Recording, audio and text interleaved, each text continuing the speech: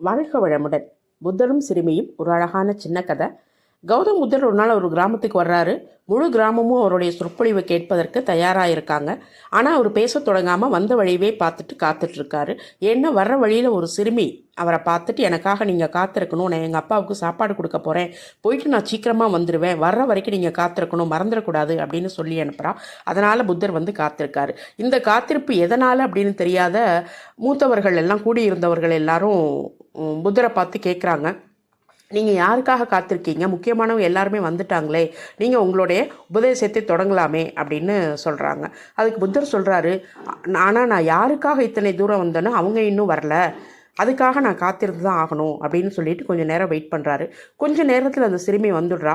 வந்து, நேரம் ஆயிடுச்சு சாமி, ஆனால் நீங்கள் சொன்ன வார்த்தையை நீங்கள் காப்பாற்றிட்டீங்க, நீங்கள் காப்பாற்றுவீங்கன்னு எனக்கு தெரியும். ஏன்னா நான் ரொம்ப நாள் காத்துட்ருக்கேன்.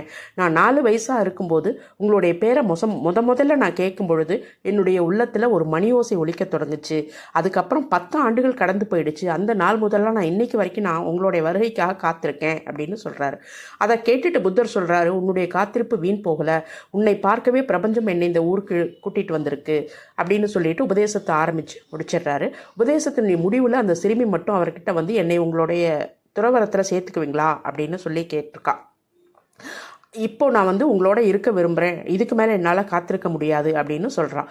அதை கேட்டுட்டு புத்தர் சொல்கிறாரு, நீ என்னோட தான் இருக்கணும், ஏன்னா உன்னுடைய ஊர் ரொம்ப தூரமாக இருக்குது, என்னாலேயும் திரும்ப திரும்ப வர முடியாது, எனக்கோ வயசாகிட்டு இருக்கு, ஆனால் இந்த கிராமத்தில் இத்தனை பேர் இருந்தும் ஒருத்தர் கூட முன் வரலை, நீ மட்டும் துறவரத்தை கேட்டு என்கிட்ட வந்திருக்க, ரொம்ப சந்தோஷம், அதை நான் ஏற்றுக்கிறேன் அப்படின்னு சொல்கிறாரு.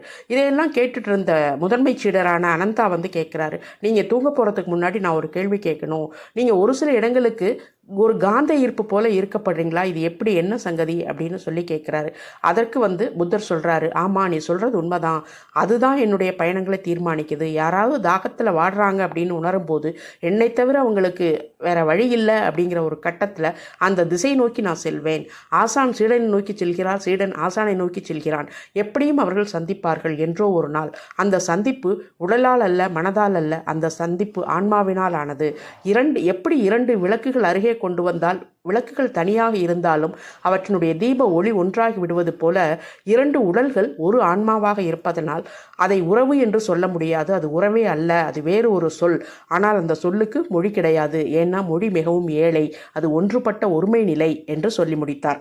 ஆக இந்த கதையில இருந்து நாம் குருவுக்கும் சீடனுக்கான உறவு, ஒன்றுபட்ட நிலை, ஆன்மாவின் சந்திப்பு, மொழி மிகவும் ஏழை, எவ்வளோ விஷயங்களை ரொம்ப தெளிவாக நமக்கு எடுத்து சொல்லியிருக்காரு. அதுதான் புத்தனுடைய சிறப்புத்தன்மை.